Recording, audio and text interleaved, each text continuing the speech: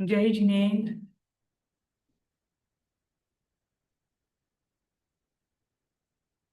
जी जी नहीं।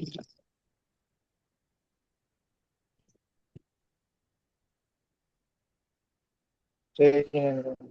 जय जिनेन्द्र। आज हम जैन दर्शन में कर्म सिद्धांत क्या है उसकी बेसिक जो है कि बेसिक चर्चा करेंगे। मतलब जैन दर्शन के अनुसार कर्म कैसा होता है, वो क्या कार्य करता है, वो चेतन है अचेतन है, या ईश्वर के द्वारा कर्म का फल दिया जाता है। जो बेसिक बातें हैं उनको पहले हम देखेंगे, फिर नोट्स में आएंगे। कर्म सिद्धांत के संबंध में जैन दर्शन की क्या क्या मान्यताएं हैं, उसमें सबसे पहला है कि जीव अपने द्वारा किए गए जो शुभ अशुभ कर्म है उनका फल स्वयं भोगता है ना। जैसे कल मैंने आपको बताया था कि कौन सा दर्शन है जो ईश्वर को कर्म फल का नियामक मानता है, ईश्वर के द्वारा कर्म का फल दिया जाता है। ये कौन सा दर्शन मानता है?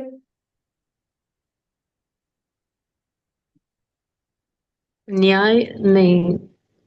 न्याय का है क्या? बराबर।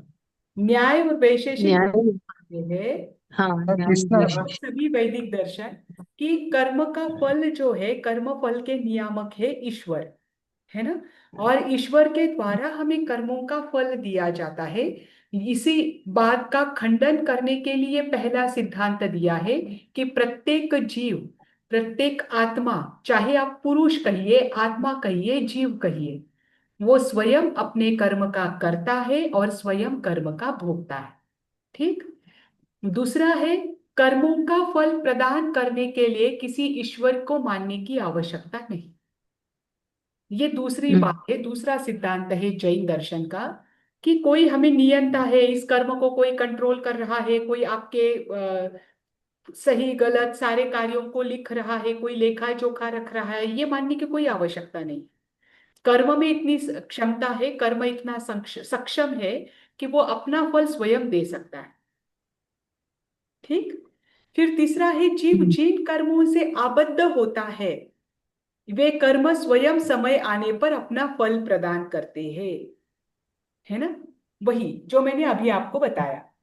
फिर चौथा है, कर्म हम्म। दो प्रकार के हैं, द्रव्य कर्म और भाव कर्म। ये बात क्यों बताई है मैं आपको बताती हूँ कि जो बाहरी कार्बन वर्गना के पुद्गल है, जैसे संपूर्ण लोक में अनंत आत्माएं हैं, वैसे ही संपूर्ण लोक में अनंतानंत पुद्गल है ना। पुद्गल जो वर्ण गंध रस स्पर्श से युक्त होता है उसे पुद्गल कहते हैं। और इन पुद्गल के अंतर्गत कार्बन वर्गनाएं आती है। कर्म भी वर्ण गंध रस स्पर्श से युक्त होता है। ठीक। अब ये कार्बन वर्गना की जो पुद्गल है, ये कार्बन वर्गनाएं है, ये संपूर्ण लोक में है ना। अब जीव क्या करता है, अपने परिणामों के कारण उन कार्बन वर्गना के पुद्गलों को अपनी ओर खींचता है। जैसे हम्म। चुंबक है, चुंबक क्या करेगा, उसके सामने लोहा भी है और गंधक भी है, कुछ भी है और कोई अन्य धातु भी है, वो लोहे को जल्दी आकर्षित करता है या लोहा चुंबक को आकर्षित करता है। बहुत सारे धातु रखे हैं आपने, सोना रखा है, चांदी रखा है, बहुत रखा है, लेकिन वो आकर्षित किसे करेगा, लोहे को ही करेगा। बस हम्म। आत्मा के जो परिणाम है, वो आत्मा के परिणाम भी वैसे ही, जैसे परिणाम है वैसे ही पुद्गलों को अपनी ओर आकर्षित करते हैं। जो कार्बन वर्गना के पुद्गल है उनको आकर्षित करते हैं। तो ये जो आत्मा के परिणाम है जिसकी वजह से कार्बन वर्गना के पुद्गल आत्मा की ओर आकर्षित होते हैं, ये परिणाम क्या है, भाव कर्म। और वो कार्बन वर्गना के पुद्गल जब आत्मा से आकर स्पर्श करते हैं तब वे कहलाते हैं कर्म। इसीलिए कर्म के दो द्रव्य। प्रकार है। अब उसकी व्याख्या देखिए।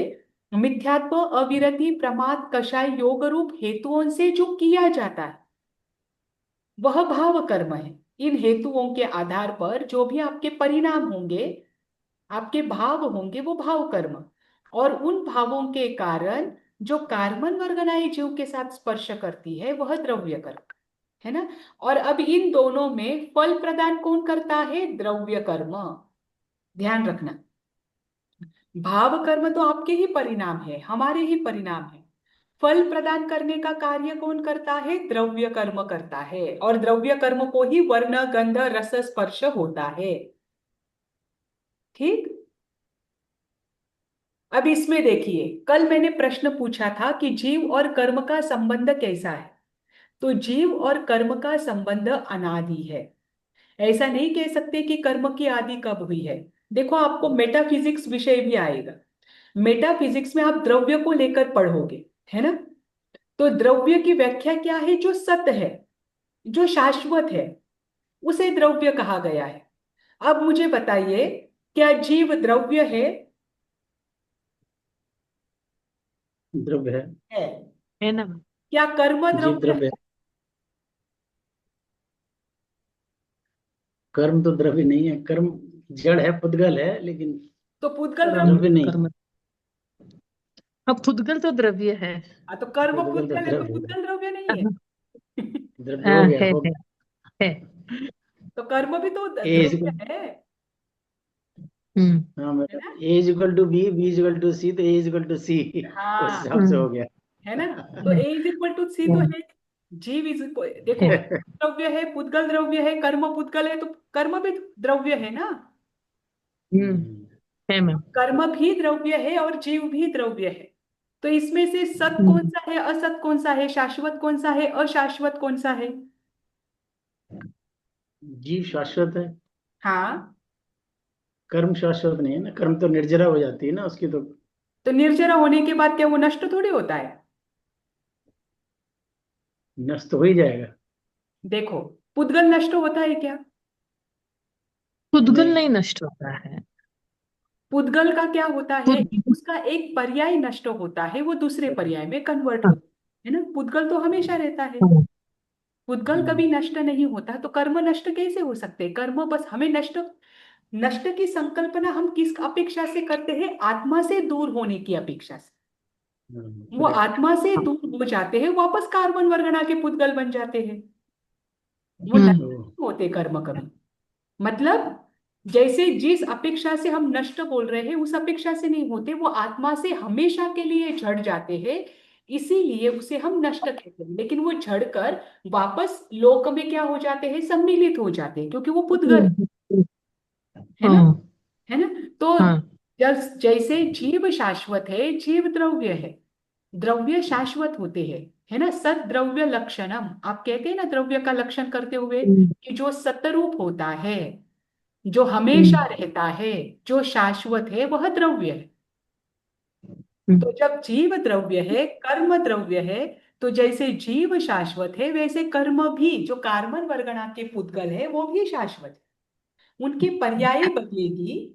वो जीव के साथ उसका बंध भी होगा तो उसका वियोग भी होगा, लेकिन रहेंगे वो लोक में, है ना। हाँ, जीव इतना स्थिर बन जाता है, इतना स्वरूप में, अपने स्वरूप में विद्यमान हो जाता है, कि उसे वापस कार्बन वर्गणा के पुद्गल खींच नहीं सकते, या कार्बन वर्गणा के हम्म, पुद्गल आकर उसे स्पर्श नहीं कर सकते। लेकिन कार्बन वर्गणा के पुद्गल तो संसार में है। इस कारण से कर्म भी शाश्वत है। और जो शाश्वत होते हैं उनका संबंध अनादिकालीन होता है, क्योंकि उनकी आदि नहीं है। ना जीव की आदि है, ना कर्म की आदि है। कार्बन वर्गना के पुद्गल भी लोक में रहे हुए हैं, जीव भी लोक में रहा हुआ है, और जीव के साथ अनादिकाल से कर्म बंधे हुए हैं। ठीक। तो जीव और कर्म का जो संबंध है वो कैसा संबंध है? अनादि संबंध है ना। पर हम्म, अनादि भले ही हो, लास्ट में आपको मैं बताऊंगी, जीव और कर्म का अनादि संबंध भले ही हो, लेकिन उसका कहीं ना कहीं अंत भी है। हम्म, तभी तो सिद्धावस्था की प्राप्ति हो सकती है। ठीक। हम्म, अब जो कर्म से युक्त जीव है, उसे क्या कहते हैं? संसारी जीव। बराबर। संसारी जीव। बराबर, संसार। कर्मयुक्त जीव संसारी जीव कहलाता है ना। और हम्म, जब तक वह कर्म से युक्त है, तब तक वो चारों गति में परिभ्रमण करता है। ऐसा कभी नहीं होता कि जीव का जो है आत्म प्रदेश वो बिना शरीर के रहे। जैसे कोई कहते हैं ना ये भटकती आत्मा है, भटकती आत्मा कभी नहीं रहे, बिना शरीर की आत्मा है। जो अलग अलग मान्यताएं चलती है उसका जैन दर्शन खंडन करता है। एक तो तीन शरीर कम से कम जीव के हमेशा रहते हैं जब वो किसी गति में हो। ध्यान रखना, जय। जब वे किसी गति में होते हैं तब जीव के तीन शरीर कम से कम हमेशा होते हैं, है ना। और जब वे वाटे बहता होते हैं, वाटे बहता यानी एक गति से अपने शरीर को छोड़कर दूसरे शरीर को प्राप्त करने के लिए निकल चुके हैं, उस समय दो शरीरों से युक्त होते हैं, है ना। तो शरीर से रहित जीव कभी नहीं होता। और वो भी महत्वपूर्ण बात, एक गति से दूसरे गति में ज्यादा से ज्यादा 3 समय के भीतर वो जाते ही है। ऐसा नहीं होता है कि यहाँ पर 1 घंटा रुकेगा फिर वो इधर उधर भटकता रहेगा। जैसे कि अलग अलग मान्यताएं चलती है कि उसकी आत्मा 2 दिन यहाँ रहती है, 48 मिनट रहती है।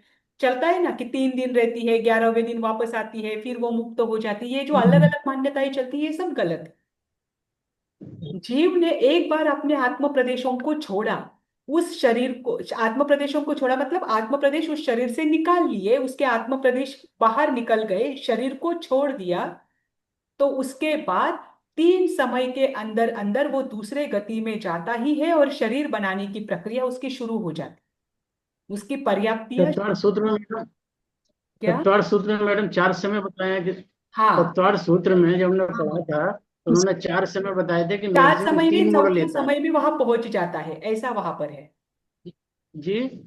चौथे समय में पहुंच जाता है। हाँ, चौथे समय में पहुंच जाता हाँ, है। तो 3 समय पूर्ण कर लिया, चौथे समय में पहुंच गया, करेक्ट। है ना। और दूसरी बात, जी। वो भी विग्रह गति हो तो, 3 मोड़ वाली गति हो तो हाँ, तब ठीक बात है। उसमें उनके समय जाते, मैक्सिमम। जी। है ना। अगर मोड़ ना जी। हो तो एक समय में ही जीव पहुंच सकता है, इतनी उसकी तीव्र गति है आत्मा की। पर मोड़ हो तब ये समय लगते हैं, जी। है ना। ठीक। एक मोड़ हो तो दूसरे समय में पहुंचता है, 2 मोड़ हो तो तीसरे समय में पहुंचता है, 3 मोड़ हो तो चौथे समय में पहुंचता है। मोड़ की वजह से एक एक समय उनका भी बढ़ जाता है। ठीक। तो जी। ये जो जीव है, ये अभी आप सोचिए, आंख की पलक खोलने में असंख्यात समय बीत जाते हैं, है ना। आप सोचिए 3 समय के बाद वो पहुंचता ही पहुंचता है, उससे ज्यादा समय तो उसे लग ही नहीं सकता। इतने जल्दी वो अपने दूसरे शरीर को धारण करता है, पर तब तक उसके पास तेजस और कार्बन शरीर होता है। इसीलिए जब तक जीव कर्म से युक्त है तब तक वह संसारी है, जब तक वह संसार में है तब तक वह शरीर के साथ है। कम से कम 3 शरीर उसे किसी भी गति में होते ही है। अगर मनुष्य और तिर्यंच गति में आए और विशेष साधना करे तो तिर्यंच गति वाले को 4 शरीर और मनुष्य को 5 शरीर की प्राप्ति हो सकती है। पर उसमें भी एक समय में किसी भी एक ही स्थूल तीन। शरीर का उपयोग होता है। ठीक। तो कर्मयुक्त जीव संसारी कहा जाता है। और जो जो पूर्णतः कर्म मुक्त हो जाए, जिसे अब कोई शरीर नहीं है, अब शरीर की कोई आवश्यकता नहीं है, वो स्वतंत्र है, ऐसी जो शुद्ध परमात्मा है जो कि लोकाग्र पर स्थित हो चुकी है, उन्हें सिद्ध कहा जाता है, वे कर्म मुक्त होते हैं, है ना। तो जैन दर्शन जो कर्म का सिद्धांत बताता है, वो कर्म के सिद्धांत के आधार पर जीव के दो भेद करता है, संसारी और सिद्ध। कर्मों से युक्त है वह संसारी, और कर्मों से मुक्त है वह सिद्ध। ठीक। अब जीव के जो स्वाभाविक गुण है, प्रत्येक द्रव्य के अपने गुण होते हैं, द्रव्य उसे ही कहा जाता है जो गुण और पर्यायों के साथ रहे। गुण पर्यायवत द्रव्य, ये भी एक व्याख्या आती है कि जो गुण और पर्याय के साथ होकर रहता है वह द्रव्य है। अब जीव भी है, जीव के भी पर्याय है और जीव में भी अनंत गुण है। पर इन जीव के जो अनंत गुण है, जो कि स्वाभाविक गुण है, वो भी कभी कभी क्या हो जाते हैं, आवरण से युक्त हो जाते हैं, उन पर आवरण आ जाता है। जैसे ज्ञान, यह जीव का स्वाभाविक गुण है ना। दर्शन यह जीव का स्वाभाविक गुण है, दोनों भी उपयोग के अंतर्गत आते हैं। जीवो वो ओग लक्षणों आप करते हो ना, जीव उपयोग लक्षण वाला है, तो उपयोग में ही ज्ञान और दर्शन आते हैं, है ना। अनंत लब्धि या अनंत पुरुषार्थ यह जीव का अपना स्वाभाविक गुण है। अब इन पर आवरण आना, इन पर आवरण कब आएगा? जब जीव कर्म के साथ जुड़ जाता है या कर्म आकर जीव के साथ जुड़ जाता है। तो बाहरी जो कर्म है, आप देखिए, ध्यान रखिए, ये कर्म जीव पर कितना, जीव को कितना प्रभावित करता है ना।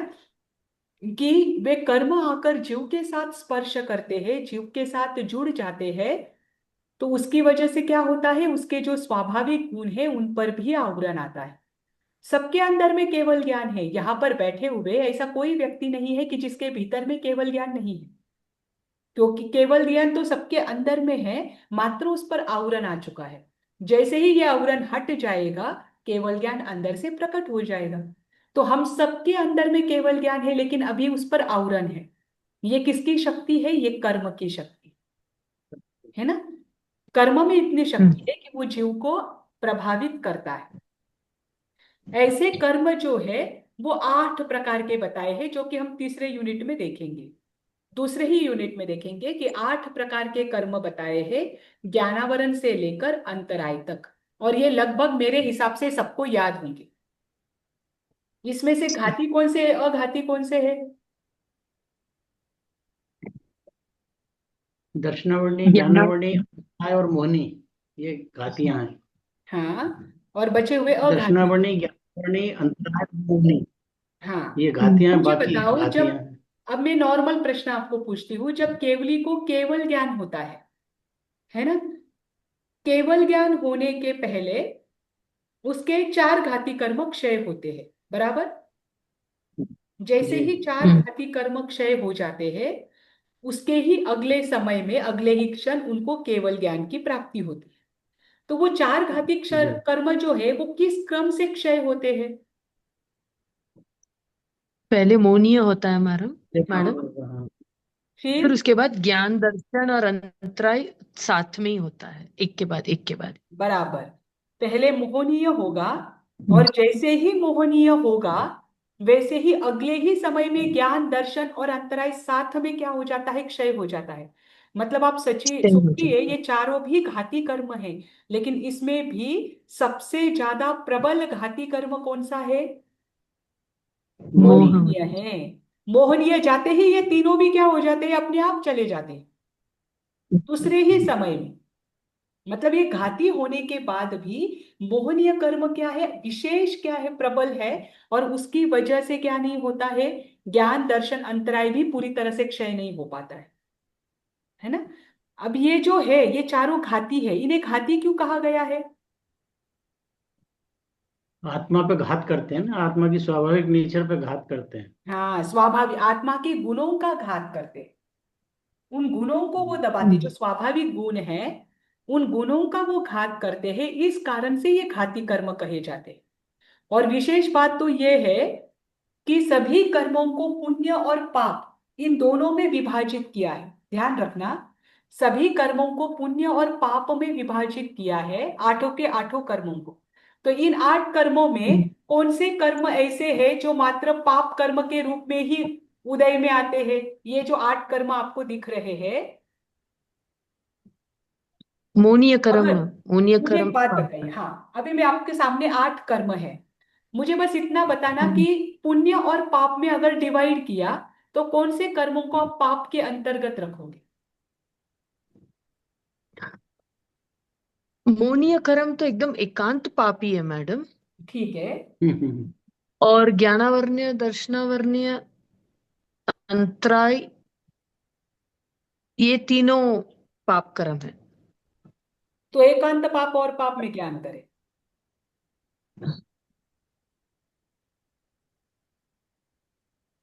एकांत पाप और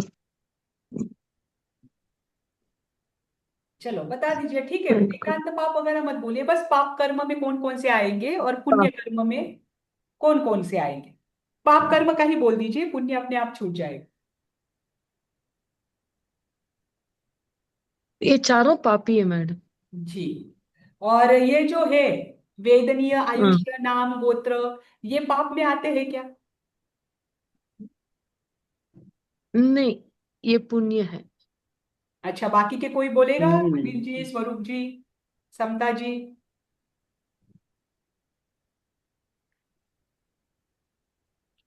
पुण्य है।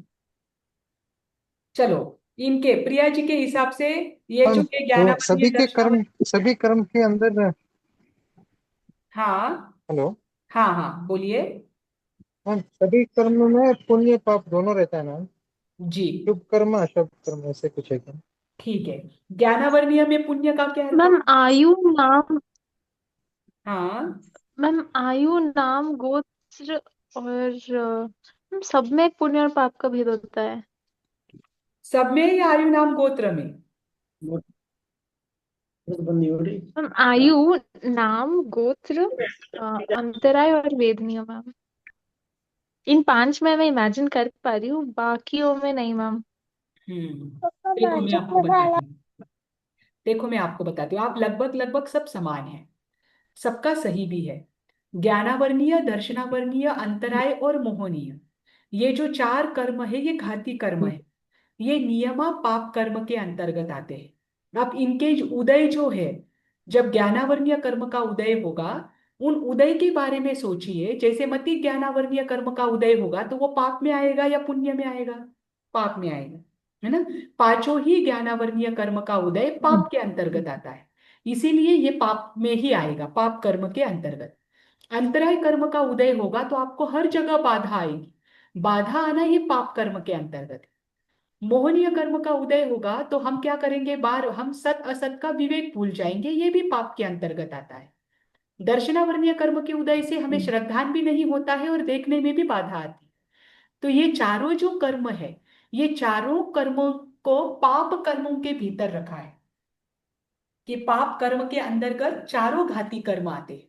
लेकिन बचे हुए जो चार अघाती कर्म है, वेदनीय, आयुष्य, नाम और गोत्र, ये पुण्य के अंतर्गत भी आते हैं, पाप के अंतर्गत भी आते हैं। जैसे वेदनीय कर्म को आप देखोगे तो उसमें साता वेदनीय कर्म का उदय हो तो वो पुण्य कर्म है, असाता वेदनीय हाँ। कर्म का उदय हो तो वो पाप कर्म है। आयुष्य कर्म को देखो तो मनुष्यायु और देवायु, इनका उदय पुण्य है। नरकायु, तिर्यंचायु, इनका उदय पाप है ना। गोत्र कर्म को देखो तो उच्च गोत्र, यह पुण्य का उदय है। नीच गोत्र, यह पाप है ना। वैसे ही नाम है, नाम में अगर आप त्रस दशक लो तो वो पुण्य है, स्थावर दशक लो तो पाप है। कुछ कुछ प्रकृतियां पुण्य की है, तीर्थंकर नाम कर्म का बंध होता है, तीर्थंकर नाम कर्म की प्रकृति पुण्य है। वज्र ऋषभ नारा सहनन पुण्य है, समचतुरस्र संस्थान पुण्य है ना। परंतु बाकी के हम्म। जो है संस्थान सहनन, वो पाप है। तो जो चार अघाती कर्म है वो पुण्य और पाप इन दोनों में विभक्त होते हैं, लेकिन चार घाती कर्म हमेशा पाप कर्म के रूप में ही जाने जाते हैं। ठीक। ये देखो, उसी को लेकर 10वां पॉइंट है, 11वां पॉइंट है कि जैन दर्शन के अनुसार कर्मों को अगर आप पाप कर्म और पुण्य कर्म में विभक्त करो तो 8 कर्मों में से जो चार घाती कर्म है वे पाप रूप ही होते हैं, परंतु अघाती कर्म जो है वे पाप और पुण्य दोनों प्रकार के होते हैं। ठीक। इसके बाद जैन दर्शन कर्म को चार रूप में देखता है। चार रूप में यानी उसके स्वभाव, प्रत्येक कर्म का अपना स्वभाव है, प्रत्येक कर्म की अपनी स्थिति है, उसका एक लिमिटेशन दिया हुआ है कि इतने समय तक ही वो आत्मा को जुड़ा हुआ रहेगा। प्रत्येक कर्म का अपना रस है ना, अलग अलग रस देता है। और प्रत्येक कर्म के अपने प्रदेश है, यानी उसकी तरतमता है। मतलब आप जैन दर्शन के अगर कर्म सिद्धांत को देखो तो ये जितना डीप है उतना सूक्ष्म और उतना गहरा अन्य किसी धर्म में नहीं बताया। धर्म में कभी आप अन्य धर्मों में देखो, कर्मों के इतने भेद, कर्मों के भेद के साथ उनकी इतनी स्थितियां, प्रत्येक कर्म का अपना स्वभाव, वो कौन सा कर्म कितने कितने समय तक रह सकता है, उसके कहाँ कहाँ संक्रमण हो सकते हैं, ये जो डीप चर्चा मिलती है ये मात्र जैन दर्शन में मिलती है। ठीक। अब ये बद्ध कर्म जो है, कर्म के चार रूप, ये तो मैं आगे आपके देखने ही वाली हूँ। चार प्रकार से कर्मों का बंध होता है, तब हम विशेष रूप से इसको देखेंगे। फिर उसके बाद आता है कर्म, जो सिद्धांत है जैन दर्शन का, वो 10 अवस्थाएं भी बताता है ना। मतलब 4 प्रकार से बंध तो होता है, लेकिन प्रत्येक कर्म की अपनी अवस्था भी है। जैसे कोई कर्म जो है वो मात्र बंधा हुआ है ना। कोई अभी उदय में है, किसी के आप उदीर ना कर सकते हो, किसी का उत्कर्षण हो रहा है, किसी का अपकर्षण हो रहा है। ये जो 10 अवस्थाएं हैं कर्म की, ये मात्र जैन दर्शन में आपको विशेष रूप से देखने को मिलेगी कि प्रत्येक कर्म की क्या स्थिति होती है। ये भी हम आगे जाकर देखेंगे, हमें आज बेस देखना है बस। फिर उसके बाद देखो कर्म कैसे होते हैं। जैन दर्शन के अनुसार कर्म अगुरु लघु होते हैं। और अगुरु लघु का अर्थ क्या होता है? छोटा बड़ा। ना छोटा ना बड़ा, अ लगा है ना आगे। गुरु। अ का ना अर्थ, बड़ा। हाँ, न अर्थ, छोटा। हाँ, अ का जो अर्थ आ है आ गया। नकारात्मक रूप में लिया है यहाँ पर। नकारात्मक हाँ यानी हाँ। नहीं, न छोटा न बड़ा। है ना। ना छोटा है ना बड़ा है, वो अगुरु लघु होता है ना। बड़ा। तो कर्म आत्मा के साथ विविध रूप में परिणत होता है, और जैसे वह परिणत होता है वैसा फल वह देता है। तो वो ना हल्का है ना भारी है, वह कैसा है? अगुरु लघु है। ठीक। उसके बाद प्रत्येक कर्म जो है, प्रत्येक कर्म, जैसे ज्ञानावर्णीय कर्म से लेकर अंतराय कर्म, ये सारे कर्म 5 वर्ण, 2 गंध, 5 रस और चार, कम से कम 4 स्पर्श, इनसे युक्त ही होते हैं। ऐसा कभी नहीं होता कि कर्म में वर्ण हो तो गंध ना हो, गंध हो तो रस ना हो, रस हो तो स्पर्श ना हो। इतना होता ही होता है, कर्म इनसे युक्त होते हैं। इसलिए तो वो जड़ है, पुद्गल है, ये पुद्गल का स्वभाव है। पुद्गल प्रत्येक वर्ण का होता है, गंध का होता है, रस का होता है, और एक परमाणु पुद्गल में 4 स्पर्श पाए जाते हैं। कौन से 4 स्पर्श पाए जाते हैं? प्रथम चार वो नहीं, उष्ण शीत। उष्ण और शीत में से क्या न, होगा? एक होगा मैम। हाँ। शीत उष्ण में एक होगा। हम्म। रुक्ष और स्निग्ध। इसमें भी एक ही हो। रुक्ष और स्निग्ध और रुक्ष में एक होगा। हाँ, हम्म, है ना। तो बाकी। ये 4 विरोधी जो है वो हो सकते हैं। कभी कभी 6 भी होते हैं, कभी कभी दोनों पाए जाते हैं, कभी कभी ये बताया गया है कि उष्ण, शीत, रुक्ष और स्निग्ध ये चारों होते हैं। ठीक, पर 4 स्पर्श एक परमाणु में होते ही हैं। ठीक, इसीलिए कर्म पुद्गल जो है उसमें कम से कम 4 स्पर्श पाए ही जाते हैं।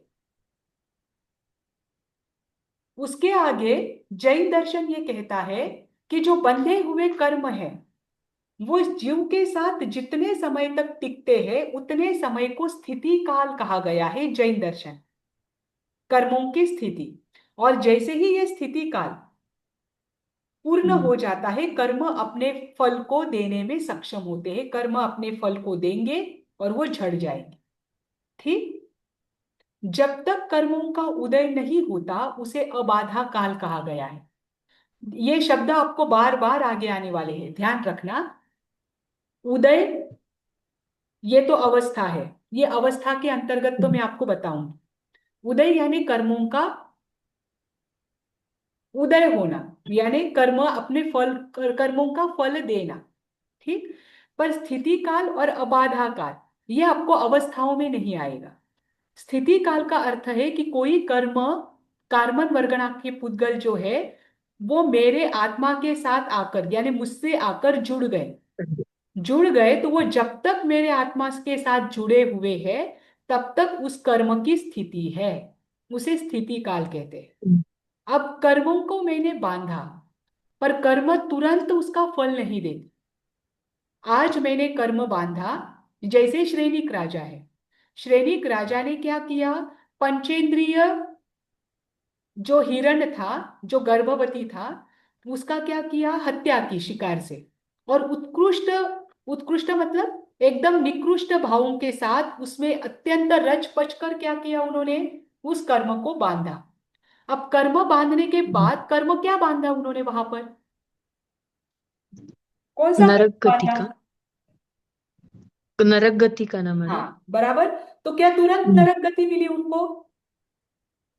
नहीं मिली, नहीं। तो खाली नरक गति बांधा का है, बंध बांधा आज है। बांधा, नरक गति का हम्म बंध किया, और जब तक वो नरक गति का बंध उनके आत्मा से जुड़ा हुआ है, हम्म जब तक वे नरक गति में नहीं जाते, उसका कर्म का फल उदय में नहीं आता। हम्म बांधने के बाद एक जो लिमिटेड टाइम पीरियड है, तब तक वह कर्म उदय में नहीं आ सकता। उस टाइम पीरियड को कहते हैं अबाधा काल। ठीक। अबाधा हम्म काल समझ में आया? हम्म ये अबाधा काल और स्थिति काल की संकल्पना आपको मात्र जैन दर्शन में देखने को मिलेगी। एक मिनट। हाँ, उसके बाद देखिए। मैडम अब मैडम सबसे। यह क्लियर थोड़ा सा, ड्यूरेशन तो वही रहा, हमने जो कोई कर्म बांधा और हाँ, जब तक उदय में नहीं आया उसको अबाधा कह कह रही हैं, तो स्थिति भी तो वही है कि कितने ड्यूरेशन तक रहा। अच्छा रहे, नहीं देखिए, जब स्थिति रहेगा तो उसके यानी बाद फल कर्म। देगा ना वो। देखो, स्थिति यानी जो है ना, वो कर्म जब तक आपके आत्मा से जुड़ा हुआ है। अब आधा काल का जो हम्म अंतर है ना, ये बांधने से लेकर उदय के पूर्व तक का होता है। देखो, हम्म। मतलब अब आधा काल का अर्थ क्या होता है कि इतने समय के पूर्व वो उदय में आएगा ही नहीं। ध्यान तो रखना। उतनी तो स्थिति में उदय में, रहेगा, देखो, उदय में आने के बाद स्थिति भी भी तो वही रहेगी। लंबे समय तक कर्म आपके साथ जुड़ा हुआ है, तो उसकी स्थिति और भी हम्म, लंबी है।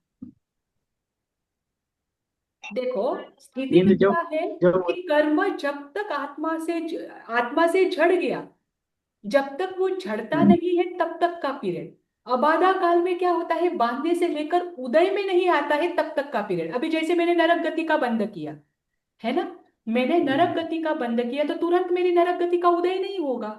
वो कर्म कभी ना कभी, वो कर्म जब तक मैं मनुष्य गति में हूं, तब तक की जो उसकी अवस्था है वो अबाधा काल, तब तक वो उदय में आ ही नहीं सकता। अब मैं नरक गति स्थिति में का गई। अभी सुनिए ना, मैं नरक गति स्थिति। में गई, तो नरक गति में से तो मैं 1 मिनट में निकलूंगी नहीं।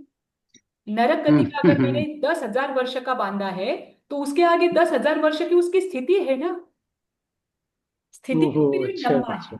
अबाधा काल थोड़ा हम्म, होता है। जैसे मोहनीय कर्म का बंध होता है, मोहनीय कर्म जो है वो आत्मा के साथ 70 कोड़ा कोड़ी सागरोपम तक रह सकता है, ज्यादा से ज्यादा। तो जितना हम्म, लंबा कर्म होता है, उसका अबाधा काल भी उदय में आने का वो उतना ज्यादा होता है। तो मोहनीय कर्म का अबाधा काल अगर 70 कोड़ा कोड़ी कर्म का बंध किया है तो 7,000 वर्ष होता है। 7,000 वर्ष के पहले वो कर्म उदय में नहीं आए। अगर 20 कोड़ा कोड़ी कर्म का बंध किया है तो उसका अबाधा काल 2,000 वर्ष का होता है। ये एक एग्जाम्पल दिया है, हमेशा 70 कोड़ा कोड़ी सागरोपम का ही रहेगा ऐसा नहीं है। लेकिन एक निश्चित समय तक वो क्या करता है, आत्मा के साथ जुड़ा हुआ रहता है। उसका आप ना उदय कर सकते, ना उदय तो होगा ही नहीं, आप उसकी उदीरना भी नहीं कर सकते उतने समय के पहले। है ना। देखो, जैसे कोई बांधा हुआ कर्म है, उसका एक समय तक ना उदय हो सकता है ना उदीरना हो सकती है। उसे आप तपश्चर्या के माध्यम से भी खींच नहीं सकते। ऐसा जो बीच का समय है, जब तक उसका उदय और उदीरना नहीं हो सकता है, वो काल है अबाधा काल। ध्यान रखना। और स्थिति जो है, मैंने नरक गति का, नरक आयु का बंध किया है। जब तक मैं नरक गति में हूं, जब तक मैं वहां से नहीं निकलती हूं, तब तक मेरी स्थिति रहेगी। ध्यान में आया? जी, जब तक जैसे, कर्म फल पूरा ना हो जाए तब तक रहेगी वो हाँ, तो स्थिति, तब स्थिति तक काल रहेगी। लंबा होता है। ये बस उदय तक का ही इसका सफर है, अबाधा काल का। वादा। और स्थिति का अच्छा जब तक झड़ता नहीं है तब तक का सफर है, जी, ठीक, जब तक वो दूर नहीं होता है। क्लियर हुआ मैडम। अभी इसके जी, आगे और बड़ी बात है। कर्म हमेशा चैतन्यकृत होते हैं, अचैतन्यकृत नहीं। इसका अर्थ बताइए। कर्म चैतन्यकृत होते हैं, कर्म हमेशा चैतन्यकृत होते हैं, अचैतन्यकृत नहीं। इसका अर्थ बताइए। वो जीव मतलब के हमारे बारे जीव जीव के साथ। हाँ, वही। बोलिए बोलिए। एक एक जीव ही करके। कर्म बांध सकता है ना। जी। जीव ही कर्म बांध सकता है करके। हाँ, जीव जीव ही कर्म बांध सकता है करके। बराबर। और किसी को कहना है या सबका सेम है? क्लियर है, यही है कर्म। मैम। नहीं, कर्म बराबर है। जो है चेतना, चेतना के क्वालिटी को परिवर्तित करते हैं ना। चैतन्य कृत होते हैं, मतलब चेतना के ऊपर असर डालते हैं। कर्म जो है वो असर डालते हैं चेतना पे। ठीक है, पर चैतन्य के द्वारा किए जाते हैं, ये भी तो उसका अर्थ होता है, ये चैतन्य के द्वारा बांधे हाँ, जाते हैं। देखो, हाँ, दोनों भी ठीक है, बातें यही हैं, है। वो चेतना पर ही असर कर सकते, क्योंकि जो उसे खींचता है उस पर ही वो असर करेगा, है ना। अब 6 द्रव्यों हम्म, में चैतन्य लक्षण वाला मात्र जीव है ना, चेतना मात्र जीव है, और कर्म पुद्गल है। ठीक। कर्म हमेशा चैतन्यकृत होते हैं। ये दोनों भी अर्थ आप जो बता रहे हैं, दोनों भी एक दूसरे के पूरक है। ध्यान रखना, चेतना को ही वो प्रभावित करते हैं। चैतन्यकृत होता है मतलब चेतना ही कार्बन वर्गणा के पुद्गलों को खींचती है, और कोई द्रव्य कार्बन वर्गणा के पुद्गलों को खींचता नहीं। इवन कार पुद्गल भी पुद्गल को क्या नहीं करता है, कार्बन वर्गणा के पुद्गल भी दूसरे पुद्गल को, या दूसरा जो अजीव है, वो अजीव भी उस कार्बन वर्गणा के पुद्गल को नहीं खींच सकता। जैसे मैंने अभी दृष्टांत दिया था चुंबक का और लोहे का, है ना। तो बहुत सारे धातु है, लेकिन चुंबक किसे आकर्षित करता है, मात्र लोहे को, या लोह किसे जी, आकर्षित करता है, चुंबक। ये दोनों एक दूसरे को आकर्षित करते हैं, ऐसा समझ लीजिए। इन दोनों का ही संपर्क होता है, बस वैसा ही कर्म का संबंध मात्र जीव के साथ ही होता है, वो जीव को ही प्रभावित करता है, और जीव ही कर्मों को बांधता है। इसलिए कर्म चैतन्यकृत होते हैं, अचैतन्यकृत नहीं। ठीक। जी।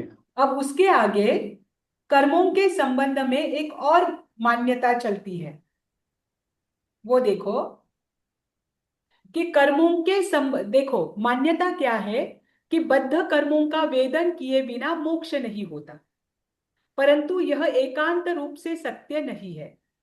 आगम में 2 प्रकार के कर्म प्रतिपादित किए हैं, प्रदेश कर्म और अनुभाग कर्म। इसमें से जो प्रदेश कर्म होते हैं उन्हें अवश्य भोगना पड़ता है, और अनुभाग कर्म का वेदन आवश्यक नहीं, है ना। जीव किसी अनुभाग कर्म का वेदन करता है और किसी का नहीं, वेदन यानी उसको भोगता है, क्योंकि वह संक्रमण, स्थितिघात, रसघात आदि के द्वारा उन्हें परावर्तित कर सकता है, एवं निर्जरा भी कर सकता है। देखो, आपको इसमें क्या समझ में आया, मैं पहले शॉर्ट में समझाती हूँ और फिर आपको एक्सप्लेन, आपको पूछती हूँ।